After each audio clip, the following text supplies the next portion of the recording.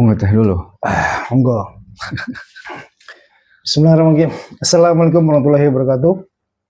Jumpa lagi teman-teman dengan kita podcast Rapat RT. Nah, kali ini kita kedatangan teman dari RT sebelah, Mas Jeff. Ya. Mas Jeff ini teman lama juga. Jadi beliau ini salah satu pegiat komunitas kayu di Jogja. Kalau teman-teman buka ini hobi kayu pasti ada beliau. Ya. Dan dia juga punya channel yang namanya apa? Wong DIY. Wong DIY. Nanti di subscribe ya teman-teman ya. Gimana Mas Jeff? Sehat Mas Jeff? Super. Ini kita kan ini kan mau ngobrol soal apa ya? Tentang kayu lah, seputar kayu lah. Jadi kalau kita ngobrol tentang kayu itu kan luas ya. Kita akan ngomong dari tanamannya sampai pada produk jadinya kan. Betul. Tapi kita coba sempitkan pada produk, lebih ke produk. Yang mana produk itu yang seperti kita ketahui bersama, ada dua jenis pekerjaan yang itu tergantung skala. Ada furniture, kalau furniture itu kan kayak misalkan lemari, kursi, kabinet, yang gede-gede lah ya. Dan ada juga yang skalanya itu kecil, maksudnya barang-barangnya itu kecil, kayak misalnya kerajinan-kerajinan, tataan gelas, nampan, itu kan kecil-kecil. Nah, saya juga sebenarnya juga pelaku kayu itu sendiri kan. Iyalah, membernya hobi kayu. Nah, saya juga bergabung di hobi kayu. Nah, sekarang kita bahas tentang kalau yang gede-gedean kita lihat shuttle semua ya teman-teman yang bergerak di furniture itu kan kayaknya shuttle semua. Nah, sekarang yang kecil-kecil ini kayak saya sendiri dan beberapa teman itu sampai akhirnya beralih profesi. Jadi ada yang jualan nasi segala macam karena memang ternyata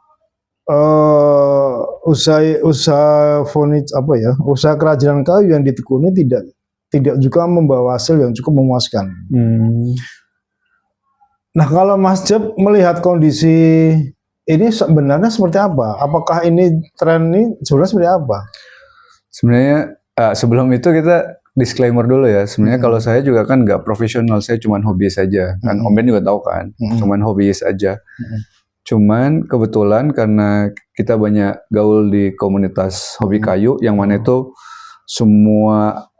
hampir semua orang yang terlibat di industri kayu itu ada di situ. Jadi kita punya banyak insight dari teman-teman ini. Nah, balik lagi ke soal pertanyaan yang tadi itu, jadi kalau ukurannya misalnya skala yang dimaksud skala produksi, sebenarnya jadi nggak terlalu relevan juga karena misalnya craft juga kan ada yang skala produksinya gede kan. Oh iya, maksudnya secara jumlah gede. Secara jumlah juga ada kan. Nah, jadi mungkin ya lebih tepatnya mungkin craft yang dimaksud itu ke kerajinan modelan home decor gitu atau furniture. Jadi dipisahnya dua gitu kan, furniture dengan home decor gitu ya. Iya, home decor. Nah, gitu. Jadi kalau pada saat kita mau pisahin tuh jadinya furniture, the whole kind of furniture dengan home decor. Nah, bahkan di furniture juga nanti sekarang kondisinya kepisah dua lagi. Solid wood. Oh iya. Sama plywood ya nggak sih? Solid wood dan plywood. Seperti teman kita yang Private Taman itu. Nah, yang sekarang umum. Nah, itu dia. Jadi mainannya di situ ada perbedaan lagi. Nah, sekarang kita kesampingkan dulu yang furniture gitu ya. Cabinet making dan lain-lain itu yang custom made itu kita pinggirkan dulu. Karena kalau kita bicara soal yang craft atau kita bilang biasanya kalau di hari-hari kita bilang kerajinan tangan ini memang karena biasanya dia kan nggak bisa mass production. Sementara kalau pakai skala yang besar pasti mass production. Jadi kemungkinan kalau nggak mass production itu memang harganya itu jadi kurang masuk akal ya nggak sih? Apalagi kalau kita bandingkan misalnya sama produk-produk yang dari luar negeri misalnya impor. Misal kata talenan. Talenan, kalau misalnya talenan itu berapaan sih, Om Ben? Talenan ukuran ya 30. Talenan itu rata-rata kalau kita lihat di Shopee Tokopedia itu harga sekitar 25-30. 25-30. Itu untuk ukuran yang seberapa ya? 22 kali 22. Oh, kecil ya. Yang untuk ini nampan kopi itu loh. Nampan kopi. Jadi bisa buat 2-3 cup gitu ya. Ya, itu Nah, yang kecil. Itu harganya 25.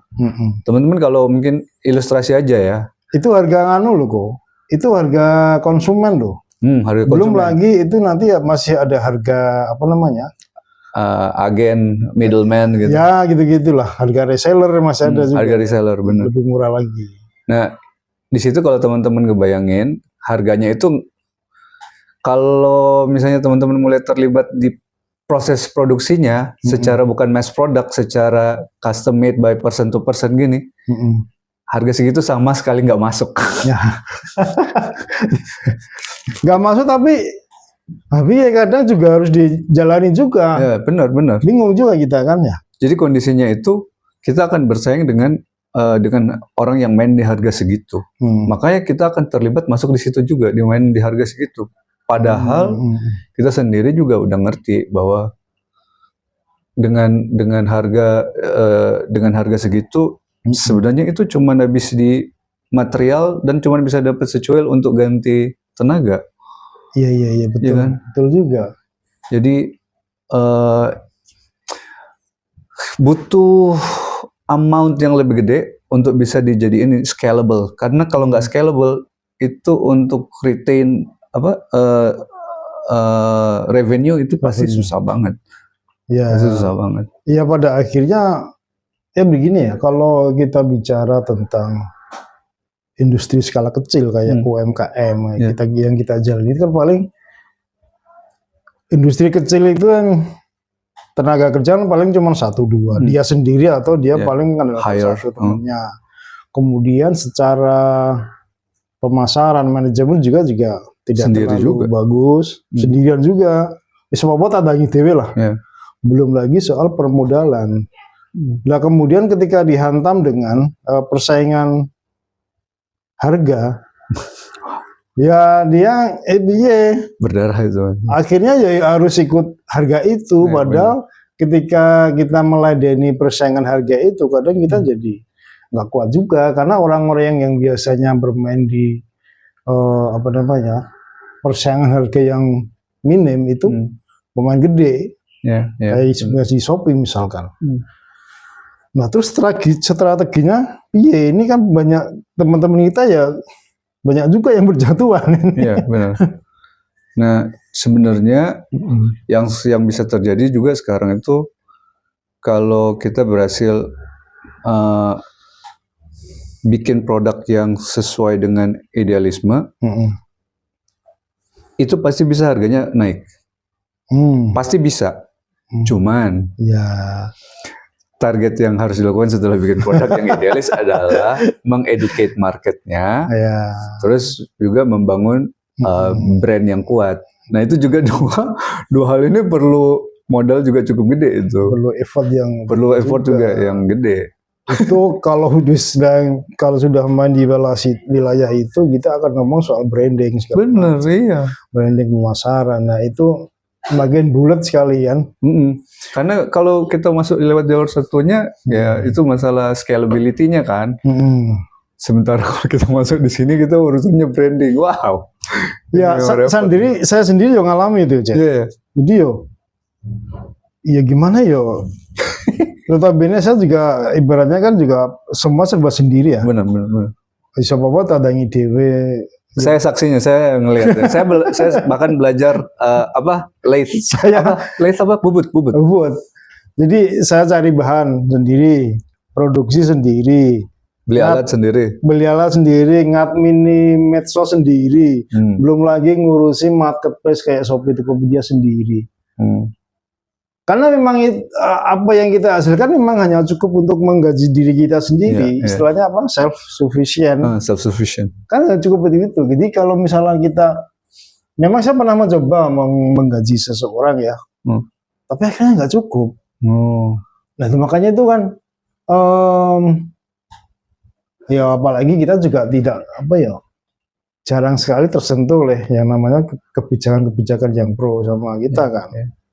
Ya akhirnya apa tantangi dewe kan gitu. Nah, kita mengajak ke tentang Jogja nih. Kan banyak komunitas nih. Di komunitas kayu itu juga aku lihat banyak juga kan, selain hobi kayu ada banyak juga. Beberapa juga banyak. Nah,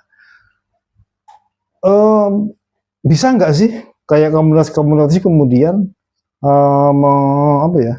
mengencourage ke mensupport, bisa mensupport nggak sih? Jadi katalis untuk caranya teman-teman kita juga bisa meningkat secara penjualan, secara kualitas produk seperti itu bicaranya Pak Jah. Ya sebenarnya kalau kita bisa bikin komunitas yang lebih solid, tadi itu, jadi kita bisa bikin komunitas itu menjadi edukator. Edukator ya. Jadi edukator untuk kliennya semuanya. Bahwa, come on, kita nggak bisa jualan untuk produk seperti ini dengan harga sekian. Kita harus respect ke diri kita sendiri. Kita masing-masing udah tahu loh, ongkos produksi itu bukan cuman modal kayunya doang. Ada tenaga di situ, ada listrik, ada dexterity, ada creativity. Nah, itu kita harus kalau kita mau memanfaatkan komunitas ya, jalan yang bisa kita pakai adalah itu, kompak bersama, educate konsumernya. Harusnya kalau kita kompak ya. Gitu. Ya, iya sih. Ya, mengedukasi konsumen itu adalah sesuatu yang sulit sekali. itu juga makan effort. Belum lagi banget. Begini ya. Misalnya kita diserbu dengan barang-barang dari luar. Ya, pasti. Kita ngomong, oke lah barang-barang Cina luar. Ternyata barang lokal di luar Jogja itu juga banyak yang jauh lebih murah dari luar. Ya. Nah, tapi juga sebaliknya. Misalnya, ini kan ada urusannya dengan distribusi ya. Tapi misalnya, kalau pas misalnya kita jalan-jalan ke Ubud. Ya. Itu produk-produknya, kan kebetulan kan saya deket Kasongan tuh. Jadi saya ada beberapa lah jenis-jenis produk yang saya tahu harganya gitu. Begitu ke Ubud, harganya jadi jauh. Setelah saya lebih tinggi maksudnya kan? Ya lebih tinggi. Saya tanya-tanya dikit, ternyata produk yang mereka jual itu adalah produk yang dari sini. Ya. Itu kan aneh ya. Tapi dia karena pasarnya dia jelas ya. Pasarnya turis gitu. Kan. Dan ini saya juga lagi lobby pemilik toko di Bali juga untuk pemasaran barang. Wah, ini dia nih. Cuma memang skema harganya ya seperti itu. Itu mau nggak mau seperti itu Abi ya. Kita itu sebagai ini ya, kayak rantai makanan paling bawah itu ya mau nggak mau harus ngikuti ya kadang kayak gitu. Ya itu dia susahnya. Kita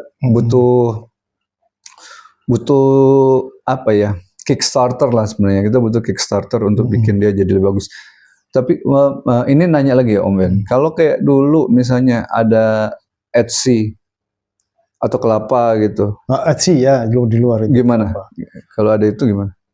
Itu Kelapa, saya pernah jualan di Kelapa ya, kelapa.com. Tapi itu mungkin setahun 2 tahun Kelapanya itu tutup.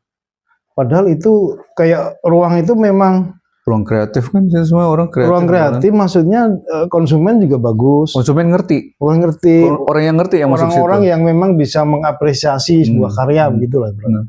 Terus kemudian kurasi barang-barang untuk tampil di etalase Kelapa itu juga lumayan lebih ketat.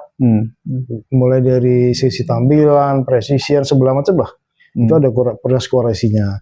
Nah itu yang sebenarnya yang kita harapkan seperti itu. Kalau kita sudah tampil di pasar itu kan orang ngertinya harga. Iya. Apalagi kita masuk di level market yang price sensitive gitu kan. Iya. Mana ya, gue seragam murah jadi nyang. Itu dia, itu berdarah itu. Berdarah-darah kita. Nah jadi kalau misalnya yang terjadi modelan kayak gitu, kalau kaitannya dengan misalnya komunitas, ya beratnya itu karena kalau main sendiri-sendiri pasti pasti lebih menderita, Om Ben. Tapi kalau misalnya kita bisa manfaatin komunitas untuk bikin hype, bikin hype-nya lebih gede, hype-nya itu dipakai untuk educate consumer. Jadi itu bisa kayak snowball effect. Kita bikin hype-nya, setelah bikin hype-nya kita pakai hype itu jadi sarana untuk educate. Dari sarana educate itu kita bikin harga yang lebih masuk akal untuk produk-produknya, industrinya jadi bisa lebih berkembang. Jadi hidup ya. Mas Jeff, tadi kita sudah ngomong tentang support komunitas terhadap pekerja-pekerja, ya katakanlah pekerja kreatif di bidang kayu ya.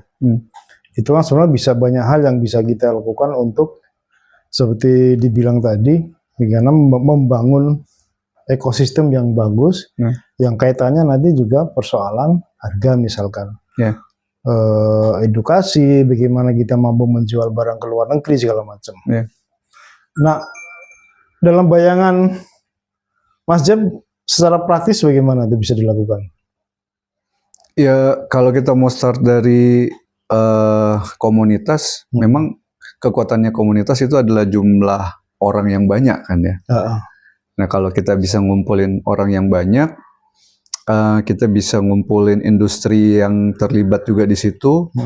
Kita juga bisa ngumpulin, bisa jadi kita bikin kerjasama antara personal sama business to business, business to government, bahkan government to government kan bisa juga.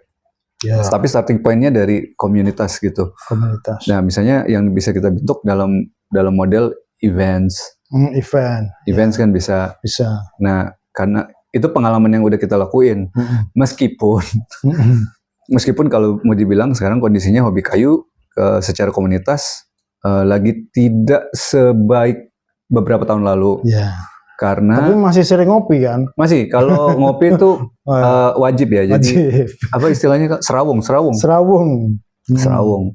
Terus? Jadi perbedaannya situasi yang dulu dengan yang sekarang adalah banyak aktivis di organisasinya ini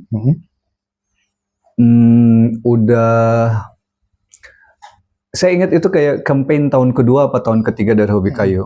Itu adalah from hobby to business. Dan itu akhirnya sekarang jadi problem juga, problem sendiri. Maksudnya mereka udah berhasil terus nggak berkomunitas lagi apa B? Bener. Jadi itu adalah blessing in disguise. Bahwa misalnya hobi kayunya jadi agak sepi secara komunitas, secara acara-acara. Tapi karena orang-orang yang hobi ini udah bergeser ke profesional, ya itu juga ada kebanggaan lah, kebanggaan. Ya betul. Sebenarnya dulu saya masuk di kayu itu ya karena hobi. Melihat postingannya di Hobi Kayu Mas Jeff ini kan sampai beli alat-alatnya segala macam itu ya. Memang waktu itu sebenarnya lebih banyak untuk memenuhi kebutuhan hobi daripada bisnisnya kan. Tapi karena semakin lama terjebaklah di situ kita kan. Ya nggak bisa naik-naik kan. Kayak gitu. Tapi memang ada perbedaan tersendiri ya. Jadi memang kalau mau dibilang yang pemainnya home decor gitu, kalau dia nggak dengan skala yang lebih besar, ya kondisinya memang agak susah. Nah sementara kalau yang furniture pasti rata-rata gede, apalagi yang main HPL ya. Karena furniture saya lihat memang itu kayak Mas Jeff ya. Berbeda, level kebutuhannya itu berbeda. Beda, benar. Antara tersier dan kebutuhan wajib. Misalnya orang bangun rumah kan ya, tetap harus rumah itu kan. pasti sekunder gitu. Dia posisinya di sekunder. Sementara home decor itu bisa jadi tersier. Besok-besok bisa lah gitu kan. Gitu. Kan gitu. Nah repotnya apalagi yang kita mainannya yang kecil-kecil kayak nampan tataan gelas, nampan kayu itu kan nggak pakai itu pun kita juga bisa minum, tapi kan kemudian kita kan lebih banyak kepada soal estetika, segala macam gitu.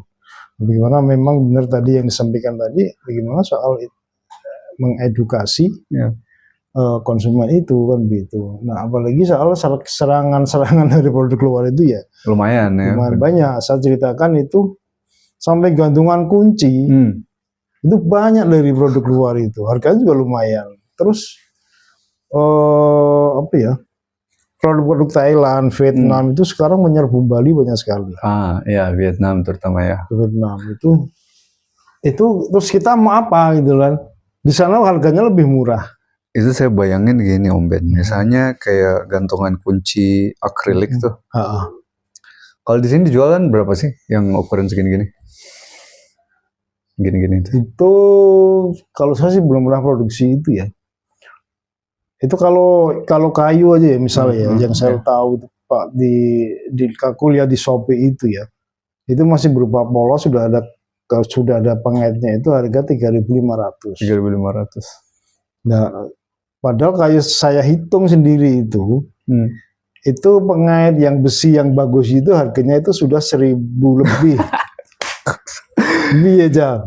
Nah itu berarti cara menghitungnya ya. Sebenarnya berarti pada saat dia udah jadi produk, kita nggak bisa ngarepin dia dengan harga yang sangat minim seperti orang-orang sini kan. Misalnya kalau kita pakai hitungan Singapura aja misalnya, dia gantungan kunci itu biasanya dia jual $10 dapat 10. $10 dapat 10. Jadi sekitar $1 gitu ya 17.000 ya. 16.000. $1 Singapura. Sekitar 12.000 lah. 12.000. Nah, itu ada yang kecil, itu yang kecil banget. Tapi kalau yang standar ukuran-ukuran tadi itu mungkin sekitar $20 dapat 10 gitu. Jadi sekitar $2 satunya. Nah, mereka bisa bikin kayak gitu dengan harga yang seperti itu karena bisa jadi karena putarannya juga kencang. Karena wisatanya juga besar kan. Iya. Nah, sementara kalau kita di Jogja ini sebenarnya kan sekarang kita sebenarnya wisata lagi bergeliat kembali. Ya. Baik lokal maupun internasional. Meskipun nggak seingat saya belum sebesar dulu ya. Ya. Yang internasionalnya maksud saya. Tapi udah mulai kan ini kita udah merasa kan? Udah merasa. Udah mulai berasa. Karena ya di gang-gang kota gede ini banyak sih bule-bule. Udah isi lagi kan? Nggak kayak beberapa tahun kemarin. Nah itu sebenarnya kalau buat saya sih, kalau kita bisa manfaatin mereka ini jadi target market untuk teman-teman kita yang main di craft gitu, itu harusnya bisa banget lah untuk generate ekonominya. Harusnya begitu ya, memang harusnya begitu ya. Harusnya kita target kita memang harusnya pasar luar itu termasuk turis itu ya, karena secara harga pasti lebih masuk daripada turis-turis lokal ya. Betul. Gitu. Tapi kita harus sinkronis nih. Ya, karena sanggunya mereka banyak kan. Tapi memang lah itu bagaimana kemudian caranya menjangkau mereka itu kan. Benar. Kemudian PR-nya. Lewat jalan mana kita mampu menawarkan dagangan di hadapan mereka ini loh kan. Nah itu gitu. Nanti itu mainnya kayak tadi saya bilang itu nanti ada brandingannya tuh. Tapi kalau kita pakai perspektif komunitas sangat bisa, karena misalnya Om Ben juga punya berapa kali ikut komunitas untuk events kan. Nah, semakin banyak events yang bisa menyerap kedatangan turis dari luar negeri, bahkan lokal pun nggak masalah kayaknya. Selama banyak event yang bisa mengincorporate teman-teman makers untuk ada di dalam kegiatannya, itu akan sangat bisa buat ngebuka market kita. Kan misalnya untuk kayak kita pakai kayak Om Ben nih, Om Ben bisa produk-produk custom. Kalau misalnya Om Ben diajak untuk beberapa events, misalnya sebentar apa di Solo yang kalau wayang orang tuh apa tempatnya? Sriwedari. Kalau saya bayangin itu event itu tiketnya cuma Rp20.000. Kalau kita pakai logika hitung-hitungan kasar, berapa kira-kira dia harus bayar semua penari sama semua gamelan, pemain musiknya maksudnya. Rasanya itu jadi nggak masuk secara anggaran. Tapi saya yakin itu pasti ada campur tangan pemerintah daerah. Nah itu kan berarti pemerintah daerah yang bikin events untuk warga datang menikmati hiburan, dapat tradisi, tapi ekonominya berlangsung. Nah pengennya kalau agak skip, kita nggak usah memperhatikan apa dari pemerintah. Ya udah kita aja komunitinya yang misalnya berkumpul sama-sama bikin eventnya bareng. Apa event bareng, misalnya pasar kerajinan gitu. Pasar kangen itu buat saya tuh konsep yang oke banget. Iya. Pasar itu kemarin waktu penutupan itu kan saya dengar itu apa, pas sambutan itu ya, laporannya itu selama seminggu itu omsetnya itu 5 miliar lebih. Didatangi oleh 28.000 orang. Pasar itu sangat luar biasa. Memang pasar kangen kayaknya event paling oke di Jogja. Sangar ya kan?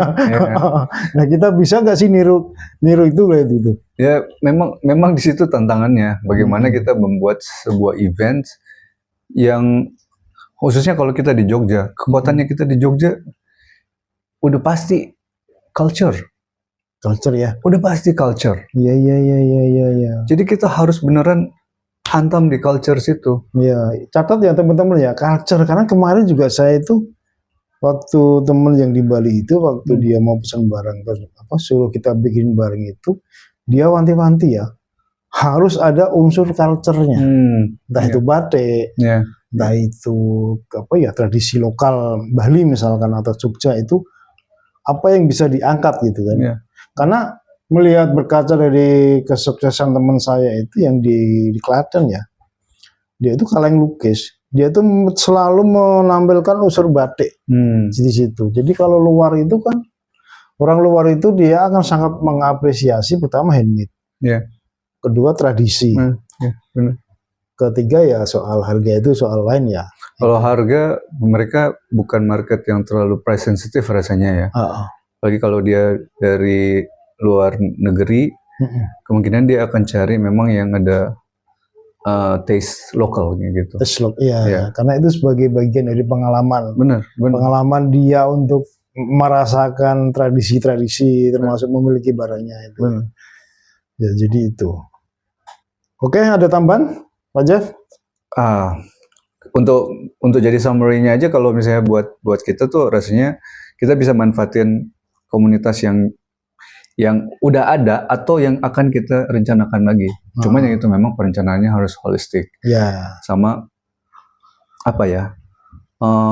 Bagaimana membangun empati untuk punya misi besar yang sama. Iya, secara personal pasti misinya akan beda-beda. Tapi kalau kita punya satu visi besar untuk targetingnya mau apa dan sama arahnya, rasanya bukan nggak mungkin kita bisa bikin ekosistem yang jauh lebih baik dari yang udah ada. Yang jelas kita memang sebagai perajin mengharapkan komunitas itu kan ruang ya, ruang bertemu beberapa kepentingan memang. Entah itu kepentingan ide, kepentingan transaksi, kepentingan harga, segala macam akan bertemu di situ. Nah, memang harapannya ya hobi kayu menjadi sehat lagi seperti dulu kan, begitu. Begitu teman-teman, podcast yang cukup lumayan singkat lama ya ini tadi ya. Singkat apa lama ya? Semoga bermanfaat bagi teman-teman. Jadi jangan lupa subscribe juga channelnya Mas Jeff ini di Wong DIY. Jadi kalau kamu pengen buat kursi nggak bisa, bingung carane maku piye, buka Wong DIY ada. Carane ngamplas, buka Wong DIY ada kan. Demikian, sampai jumpa lagi di podcast minggu depan dengan tema-tema yang lebih seru dan menarik. Matur nuwun Mas Jeff sudah mau mampir di podcast yang sederhana ini. Terima kasih. Wassalamualaikum warahmatullahi wabarakatuh. Waalaikumsalam.